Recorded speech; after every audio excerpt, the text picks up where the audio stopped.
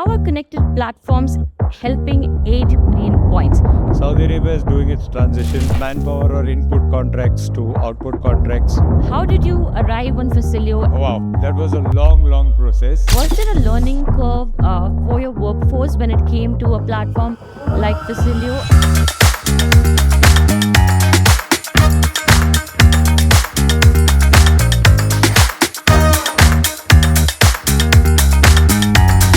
Hi, this is Marisha Singh, the editor of Built Environment Middle East, and I'm talking to you from Riyadh, from the office of Musanada Facilities Management. Musanada Facilities Management is one of Saudi Arabia's fastest growing FM providers, and they manage over 100 active contracts while employing 1,700 specialists across the kingdom. Now, they have a very impressive portfolio under their belt. Musanada provides FM services for very impressive sites such as Alula, King Abdullah Economic City, Tadawul Tower, and much more. Now, to talk about all of this and more, we have with us Vijay Shankar Kavaseri, Operations Director of Musanada FM. So, let's hear from him. I'm Vijay Kavaseri. I'm the Operations Director of Musanada. I've been in Musanada since 2021. We are part of Al Turki Holding, which is based out of the eastern province, Dammam. My first question to you is about the technology that you're being deployed across your portfolio and your assets in Saudi Arabia. So, how are connected platforms helping aid pain points, especially when it comes to cost and optimization? So one of the biggest aspects of our business is that Saudi Arabia is doing its transition from manpower or input contracts to output contracts, where the focus comes on cost optimization and seeing how you can reduce cost and give more value to the customer. So in this transition, one of the key elements is ensuring that you get more productivity and you use less manpower to do the same volume of work. So predictive maintenance, as we call it, is something that reduces downtime of the machinery and also increases the amount of productivity that a person can give. So this is how we are using Facilio as one of the interconnected platforms to ensure that our clients and all the assets are uploaded in the system, and we don't do regular maintenance as per the old style, which was known as planned preventive maintenance. So now it is predictive maintenance, and CAFM, in this case, our platform Facilio, helps us to do that. And just a follow-up question, how did you arrive on Facilio as a partner for your transition into predictive maintenance? Oh, wow, that was a long process. The journey to Facilio from Musanada has not been easy. We took over 2 years to reach to a conclusion that Facilio was the right partner or the right platform of choice for Musanada. We had to keep in mind various touch points that we wanted to cover and cross when it would arise, not only today, but in the future, as technology is a constant evolution. And we can't afford to keep changing the platform or our technology every 6 months, a year, or 2 years. So the biggest plus point that Facilio has is that it is a SaaS-based platform. And that's where we felt that it was an open source. We would not be tied down to a particular deck. And they were also, of course, the sales team of Facilio and the way that they gave us all the facilities ensured that we would not be tied down to certain modules. We could keep adding modules as we wanted. And it was also covering a very important touch point, which in facilities management makes all the difference, which is price. My customer is very price sensitive, and so I am price sensitive. So I wanted to have a technology platform which would meet all these touch points of mine today and in the future to come. Thank you for giving us an insight into this very, I would say, confidential process. I'm quite sure our listeners will learn from it. I wanted to understand that, while platforms such as Facilio are technology platforms that are going to improve efficiency, help in cost management, facilities management at the end of the day is human-centric. Sure. So then how would a platform like Facilio aid in improving productivity, and how are workforces being benefited from this implementation? I mean, I'll come to the basic thing. You touched upon this aspect that we are a human or a people business. We are a human and a people business. So I will start right from the basic. Today, Musanada is one of the few companies in Saudi Arabia which has all its accommodations uploaded, asset managed, and digitized in Facilio. So I know for a fact which room has which people. When is the last time I have handed over them a new set of consumables which they can use? This enables me to manage my cost process and also know if somebody is misusing it or not. This helps me to tie up with local regulations. In Saudi Arabia's case, it is Baladia or municipality, which has a certain standard. So all my room asset data is uploaded, and based on that, I'm able to figure out what is the optimum number of people who are allowed in a room. So this ensures that there is no overcrowding. I'm following in line with the regulations that the law of the land states. And this also makes for a happy person who's working. So he delivers better service because he is motivated. He doesn't feel that he is getting a raw deal, and it helps him to get best service. The other thing that happens is if there is a pain point, something is not working in his room, like a light bulb or the AC or a faucet or a shataf, he is able to immediately upload it through our Facilio system that this thing is not working. A ticket is issued, and my property maintenance team actually closes out because they have an SLA to close the ticket. So first of all, Facilio is being used in-house for my own people. It is then that I'm looking at productivity, or I'm looking at people delivering service to my clients. My people are my first client, and then the client comes. Yeah. So once I have a motivated person who's working well, he also does well later on, because one, he's now following SFG standards, which we use, which are all uploaded into the Facilio CAFM system. And then he goes through all the process of ensuring that the task order is completed as per the various SOPs that are nominated by us. And the SOPs are also uploaded in the system. So he actually knows what he's supposed to do. He can read it through on his tablet or on his mobile and then use it. Okay. And was there a learning curve for your workforce when it came to a platform like Facilio, and how did that process go? To be honest, the learning curve was facilitated a lot by the training that we got from Facilio. As I said, one of the major viewpoints that we had was the amount of integration that they would have with my team. And one of the things that they did well was they spent a lot of time training us, giving us a lot of options how to deliver, understand what the product could do. We had detailed discussions with them, with my CAFM team and with my facility coordinators and administrators, to understand the pain points that they've had as end users. And those points were actually taken note of, or Facilio was cognizant of that and ensured that most of those were ironed out when it went live. Thank you. For a high growth market like Saudi Arabia, you have multiple projects, and you have new developments, and also you have regulations that the government is bringing in at a very fast pace. So how do you approach building a technology roadmap for your organization and for your clients? And what role did Facilio play in that? I mean, was it a roadmap first and then onboarding a platform like Facilio, or was it vice versa? We had a roadmap first because Musanada is a part of Al Turki Holding, and one of the key parameters of Al Turki Holding, or one of the visions that we have as a group, is that digitization is a priority, is one of the major goals of the group.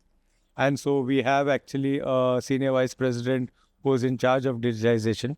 So we've gone through various platforms before. We are now doing a transition to an ERP system. But before that, we had our own in-house and external platforms for warehousing, procurement, data collection, etc. So Facilio was part of the process we went through as part of digitization within Al Turki Holding and then within Musanada. So luckily in 2020, when we took the decision of transitioning away from the previous CAFM service provider that we had, we took 2 years. By the time we agreed on Facilio, it was 2023. But this time was well spent in transitioning, ensuring that we met our group digitization objectives, and that Facilio was the right partner overall, not only from a facilities maintenance viewpoint, but also from the Al Turki digitization viewpoint. Okay. it's a very important point that you made about digitization as a journey for an organization. And I'm quite sure there are many other companies across Saudi Arabia embarking on it, already embarked on it. So could you help our listeners with, I know, prioritizing what were your top three goals or ambitions that you wanted to reach when you started on this digitization journey, and what should they keep in mind when they embark on it? See, one of the things is there are various business modules that we work in. So one of the modules we work in is obviously FM. Then we have energy and sustainability. We have soft services, hard services. We have our own camps. We've started off a new business unit which is known as MServe, which has its own app and its own website. This is the home maintenance or B2B business. So one of the things that we looked upon was that Facilio could it manage all these aspects of our business, not only the FM, but it meets the camp business, it meets the energy and sustainability business, it can transition to B2B business, and so we have to be future ready. So you can't be living in the present. I mean, people will talk about AI, or you might talk about AI now, but being future ready, when we started this journey, AI wasn't there. Okay, AI was not even a word that was in my dictionary. But what I knew then and we knew then was that we needed a product which was future ready. So that's where we felt that you have to look at things that could come maybe 2-3 years down the line, and better to go slow. As I said earlier in my conversation, we took about 2 years to decide and reach this goal of a product which or a CAFM that we wanted. So we took a lot of time to understand what are its strengths, its weaknesses, and did a full-blown analysis across various competitors before we finalized on Facilio. And basically, you're saying that you have to ensure that the partner that you're choosing right now is going to be future ready and going to be there for you in the future. Absolutely. I mean, I have worked with various platforms across other FM companies. So obviously, Musanada is been one of the companies that I've been part of, and so previously I have worked with Emerald and Farnec and even with Damac Properties, and we had different platforms there. Across all the platforms, using those experiences, the experiences of our senior management team, we realized that Facilio was the proper fit for us. You already mentioned my next question, which touches upon AI. It's a buzzword in the industry and it's a buzzword across the world. How do you look at AI impacting facilities management? I mean, what challenges should it ideally address? I mean, to be certain, AI is something that we are looking at it from an energy and sustainability viewpoint, trying to see how the consumer or the customer gets the best possible service delivery. Because at the end of the day, what the customer wants is least amount of downtime, the least amount of discomfort for the occupants or the owners, or in this case, the stakeholders of the building.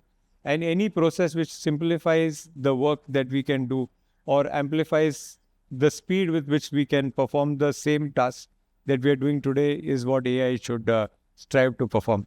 And if the CAFM platform or AI in general can help towards these goals, that's where we feel AI will form a very important part, because you see Vision 2030 has sustainability goals, has energy goals, and AI, I'm sure, will play a very important part through sensors, through readings, through find out when equipment has to be switched on or off.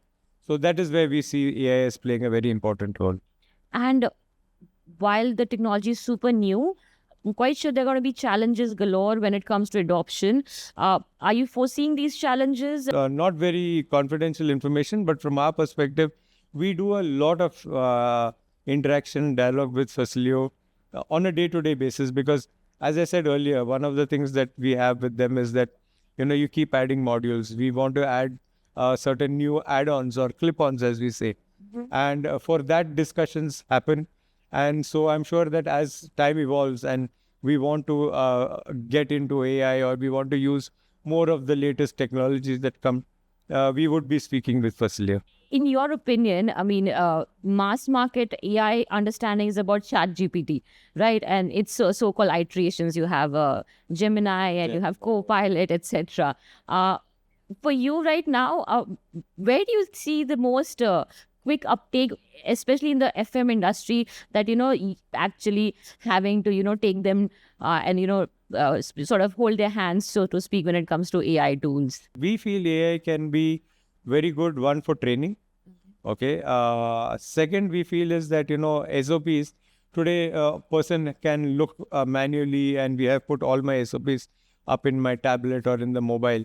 But this is something that can be simplified, workflow, orders, and also knowing exactly when an equipment from a predictive maintenance viewpoint. So that's where we feel, and of course, energy and sustainability is the key, take that we are going to do from AI. So these are the parts where we feel from technology on AI standpoint, it would be predictive maintenance, it would be training, and it would be energy and sustainability. My question is about day-to-day usage. Is there excitement among the workforce when it comes to a technology like AI? Is there common usage about small tools like ChatGPT or Copilot, so to speak? And do you see any hesitancy when it comes to workforce, when it comes to the outlook that they have towards a new technology that's entering their industry? I mean, everybody has a little bit of fear of the unknown or of some new technology. But I'll give a very basic example. Now, I think Microsoft made it mandatory, or it's part of the Outlook package, that you have Copilot within your emails, right?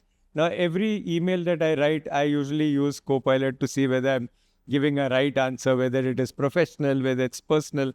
And this has become part of my day-to-day, usage. And the same thing goes for all my colleagues. So everybody now uses Microsoft Copilot for their answers. So today you see the response for an email is much, much better. And it's going to be the same when AI comes in, because people might have a little bit of hesitation of how to use it. But when they see the advantages it gets, and how easy their life becomes and how professional they look, why would somebody not want to use it? I mean, I used to use ChatGPT before to frame certain questions to get the right answers. But today now, everything comes in my Outlook. So I look more professional, I sound more professional, even when I'm berating someone or I'm trying to get a point across. The end result is much better. And that's actually, in a way, a very simple usage of AI. So the complicated usages of AI will also evolve and will definitely be much better once people get accustomed and used to it. Thank you so much for giving such a personal answer to it. I'm quite sure it's a very experience that is shared by a lot of us, including me, who is a journalist who's supposed to write a lot. But on my day-to-day basis, AI does help simplify some tasks, eliminate the repetitive tasks. So I second you on that. My last question to you is about training. You touched upon it at various points during our conversation. I know that Musanada is doing a lot about Saudiization. Could you share some insights about that and the numbers around it? So obviously, Saudiization perspective is very important. Again, it's one of the pillars of 2030. FM industry as such has one of the lowest Saudiization benchmarks across, which is only about 19%. But if you look at it from a larger FM perspective in the region, like if you consider UAE, I worked in an organization which had 8,000 people in 2019. And there was one Emirati in that organization who happened to be the chairman. Okay, so in that context, if you look at it today, we have a lot of Saudis. And what we are looking at is Saudiization helps. One is that the new generation of Saudis is absolutely willing to work, do their all. And they are one of the most highly organized and IT-centric people that you would meet. I mean, I would go as far to say that if you look at the apps, for government apps between Saudi and maybe rest of the GCC, Saudi has apps which cover every part of your life from a government perspective. It really is very easy. Whether you want to pay a bill, whether you want to take an exit re-entry into the country, there are various digital apps that there. So the acceptance of digitization and AI, or even in this case, anything which is related to software, is very high amongst Saudis. And we feel that definitely the better we are in this, the more acceptance we'll get in getting better talent to join us and be part of the journey. When it comes to Saudi talent, what role does FM play for the future when it comes to managing these historical portfolios that are being developed across the country, and also being ready for these very two important timelines when it comes to the country, which is 2030 and 2034? And how does the Saudi youth look at these?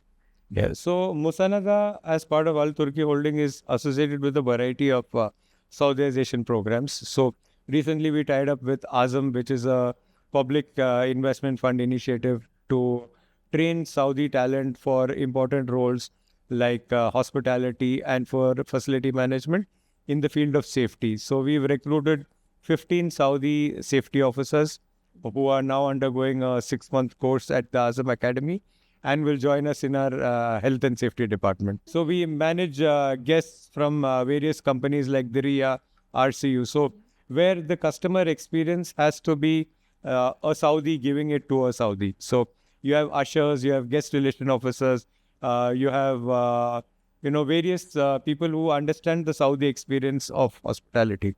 So we are investing in a lot of these programs. Azam is one. I've recently also onboarded about 8 young girls who have come as specialists in legal, IT, finance, and health and safety. This is through a program which is known as Lana. Again, it's for only Saudi girls. And it's basically ensuring that we have this Saudi talent across into our portfolio of companies.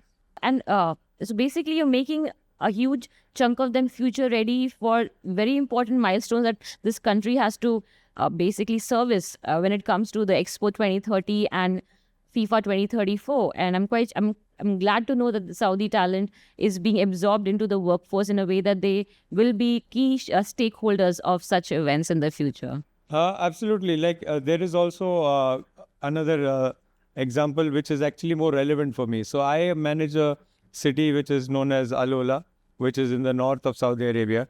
And one of the key issues out over there is obviously it's very far-flung and it's a remote location. Now, I had two things. From a cost perspective, I could either recruit local talent who then travel every day back to their house, or I could have talent who's from other cities but are not part of the local culture and ecosystem.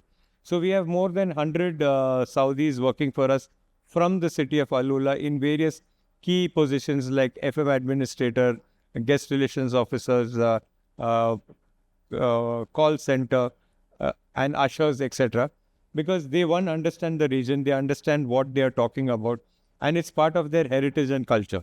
So this helps me to engage with the local population and do better business with them, because they also understand that we are giving them the opportunity to be part of an organization. And whoever is actually doing well and works well with us can actually be part of the larger FM organization across Musanada, not restricted to Alola. And then also gets an opportunity to work with the larger entity, which is Al Turki Holding. So definitely Saudization and localization is more important for us. So I would not say only Saudization, localization of talent from within the regions we operate.